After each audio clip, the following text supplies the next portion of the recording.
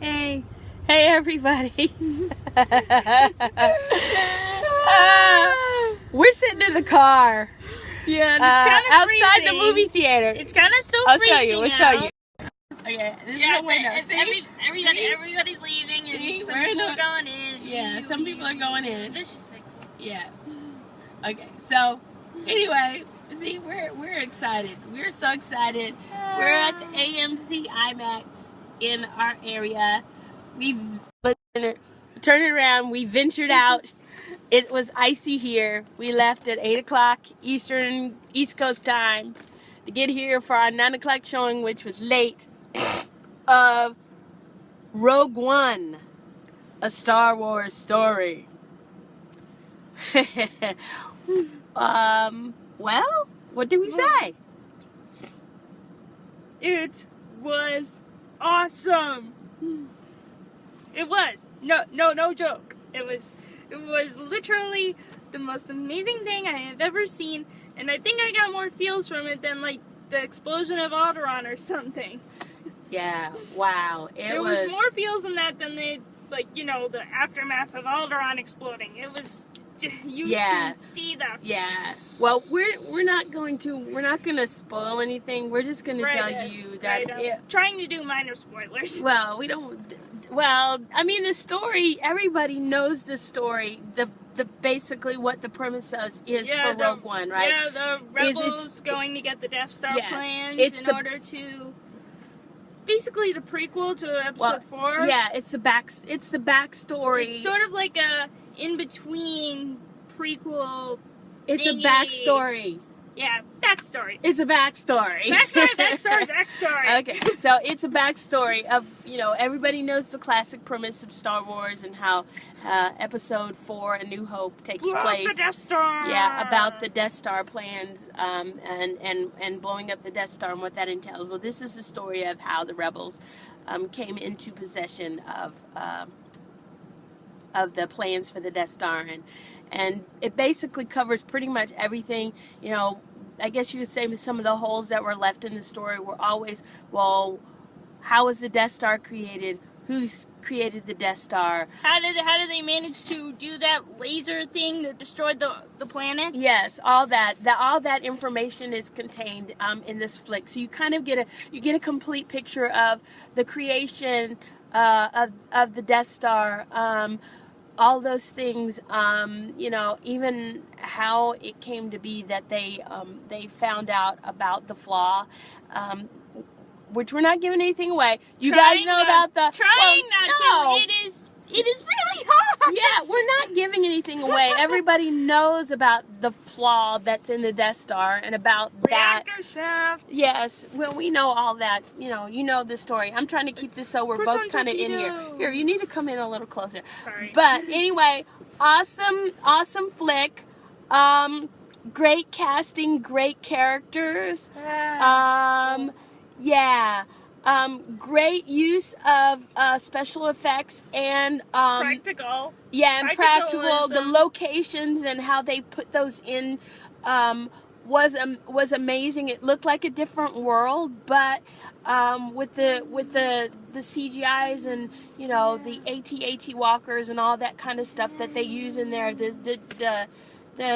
graphics, the CGI was really cool. Great job of casting. You get to see some, I won't spoil it, but there are some surprises in there. We're like, no way! Here we go, no way! And then we go, no way! I mean, you're like, what the? Well, everybody, I think pretty much, if I'm spoiling this, I apologize. Everybody knows that Darth Vader's in the movie, but... Trailer, duh! Yeah, everybody knows, but we were like, there were some others like, what? No, what? No way! Really? There's like several. So, yeah. And I gotta admit though, despite some of the funny moments that were in it, It was a really intense flick. Yes, it was a very intense movie. Like you could feel the stakes. Yeah, exactly. You could really feel that the stakes were high in this movie. It wasn't. I won't say it was. It was definitely not as lighthearted as The originals. Yeah, the originals. I mean, the originals had a kind of feel. Some sort of. Yeah, this feels more. For lack of a better word, it's gritty for a Star Wars movie. Not prequels gritty. But... No, not prequels gritty. I'm talking, yeah, but for a Star Wars movie, it's a pretty gritty flick. Yeah. There is some humor, but like Dev said, you really feel like the stakes are high in this flick. You really feel like there is a lot at stake, and it kind of. I guess you could say it kind of puts in perspective the seriousness of the mission and just of what was at stake for them getting these plans. It's kind of a different feel. I saw the original Star Wars movies back in the 70s and the 80s, so I was like a teen young adult when they came out. Around my age, right? Yeah, around your age, actually. So I'm coming from a different perspective.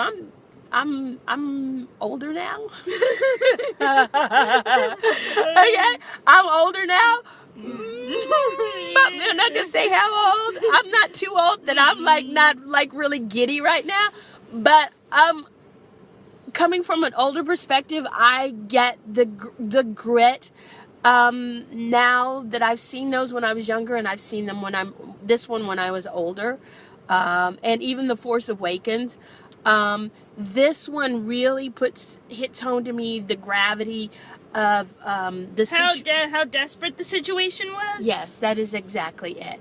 You can feel the desperation in the characters. Yeah, when a certain thing happens. Yeah, you can really feel all of that. You can feel the raw emotion. The one thing I'll have to admit that I really miss in this movie, and it's really not a spoiler per se, is that the score is not by John Williams. I don't know if any of you guys don't know that. Except for the original bits. You'll hear the original bits kind of throughout in the credits and so forth.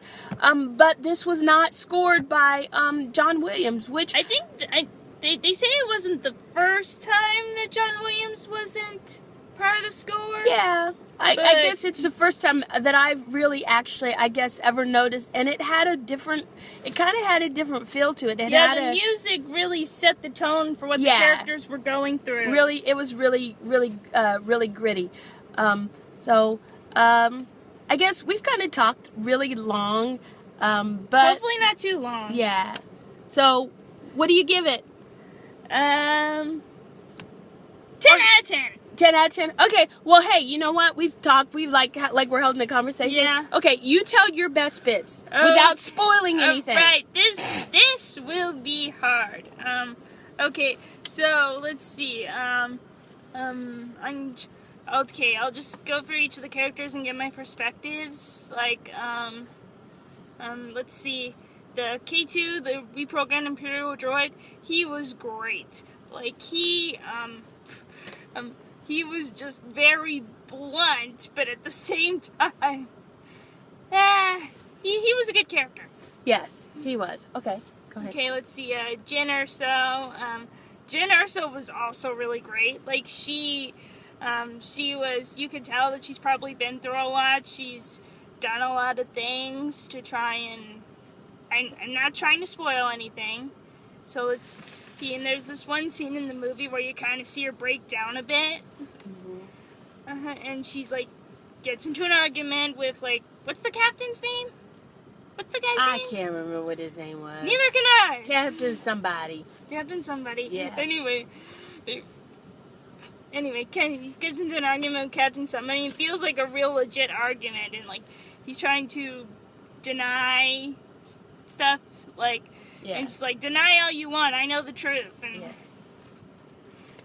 that was a really good. Let's see, who else? Oh, the blind guy. Yeah. I can't remember his name, but anyway, the blind guy, he was again, there were actually some really funny moments from him.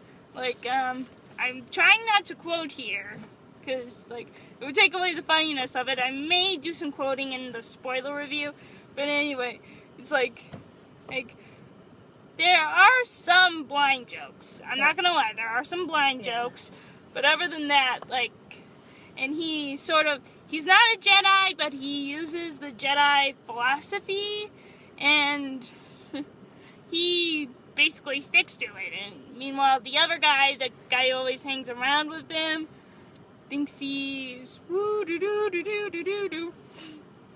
Yeah. Did they ever give that guy a name? The guy with the I don't big know if they did or not. gun? They probably did. Okay, so. Anyway, so who else? Oh, the should I save that character for like the pilot guy? The pilot guy. Should I save that for the? It's up to you. The pilot guy.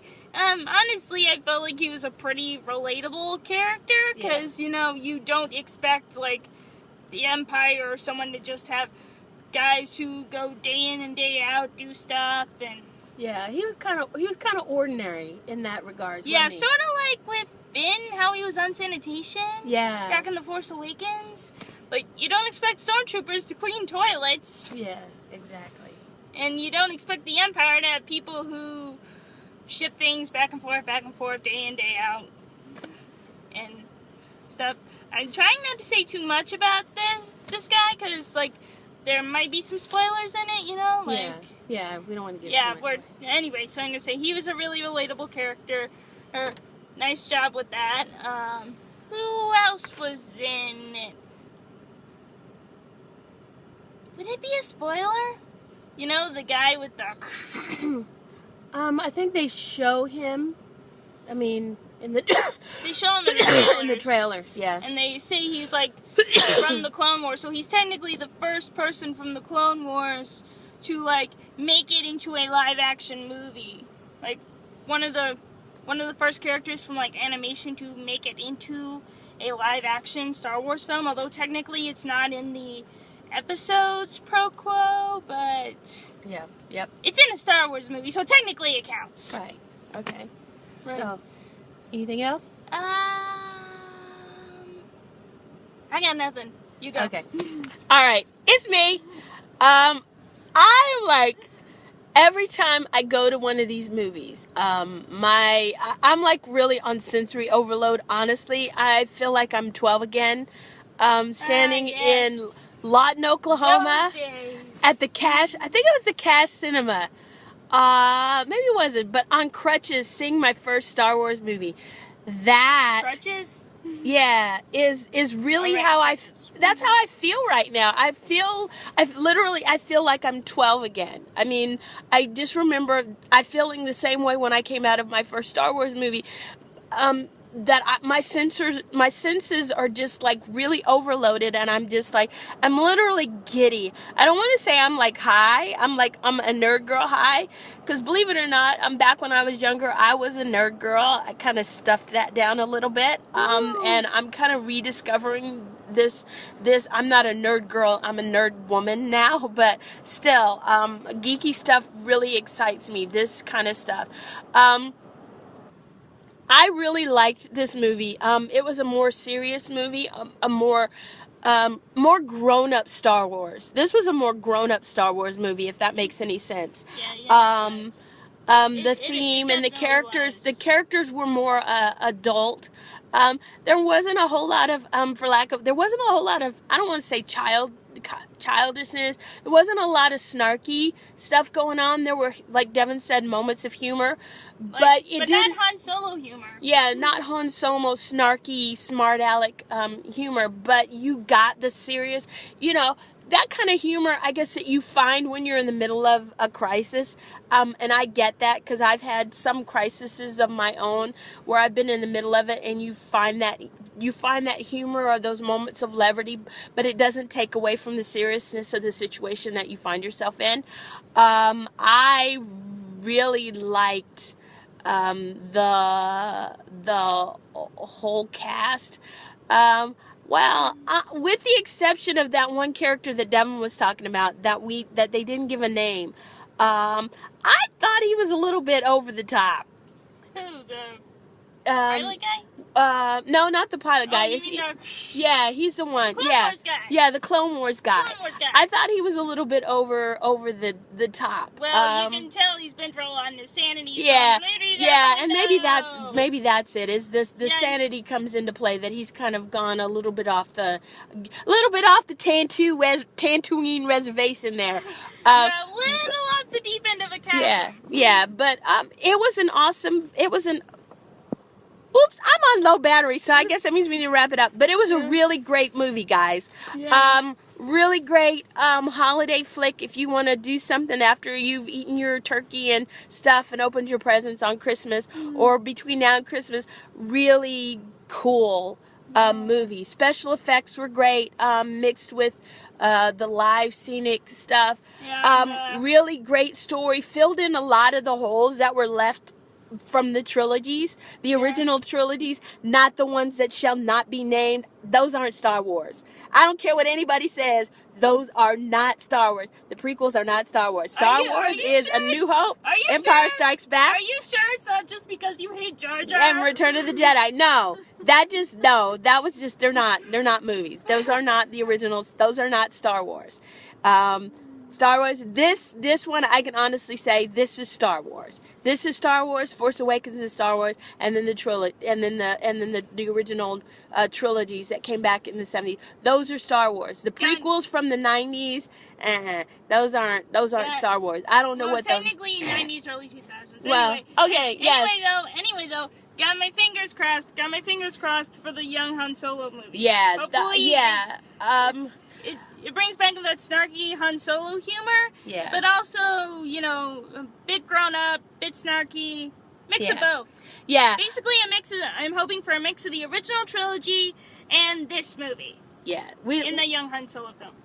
I really liked it. Darn it, I forgot what I was going to say now. Sorry. No, yeah, let me think. Let me see if I can remember what it is that I was going to say. Oh, I know what I was going to say. For those that have, and I know that people have been griping a lot about the fact that Disney now has two of the biggest movie franchises on the planet, which is Star Wars and Marvel. I honestly have to say that Star Wars is in really good hands. Really careful hands. Yeah, the people starting with J.J. Abrams and Force Awakens, these are people who really appreciate the original movies, who really appreciate the original premise. And you can, even though this was a dark movie, I still felt the joy. Not dark, but gritty. Well, it's gritty, yes. I enjoyed, I could tell that they enjoyed making this movie. You can tell. Force Awakens, Rogue One, you can tell that the people who were involved in making this movie have a love and appreciation for these flicks, and it shows in the filmmaking, in the casting, in the characters, in the action. It's a beautiful looking film too. The characters, lots and lots of crazy alien characters that you have never seen. And I don't think they get names. No, but they eventually will. Yeah, but really cool stuff. Really lots of other characters. Lots of cool vehicles that you've never seen before. It's a great looking flick. So anyway, I know we're running out of battery. Yeah, so we just wanted to come in here and say, go say Star Wars Rogue One! If you haven't seen it, get yourself a ticket ASAP. Yes. But please be nice, okay? We were in this session where there was some ugly people. I love me some Star Wars. I love me some Star Wars just like everybody else. Notice them. Yeah, well, that's because you were you were someplace else. But yeah, it's a movie. It's a great movie, but it ain't all that to be ugly about. Just that little bit. Wonderful flick. We loved it. Go see it. Da da da da da da da da da. Okay, I really shouldn't be doing this because I have worship band. Yes. And so That's your I'm gonna voice. shut up. That's your voice. Okay. Bye. Bye, goofy nerd girl uniform, and her mom. We'll see you guys later. Have a great weekend. Hope you guys are dry and warm. Bye. Press the button. Okay, I'm press the button. I'm finishing up. Bye. See ya. Peace.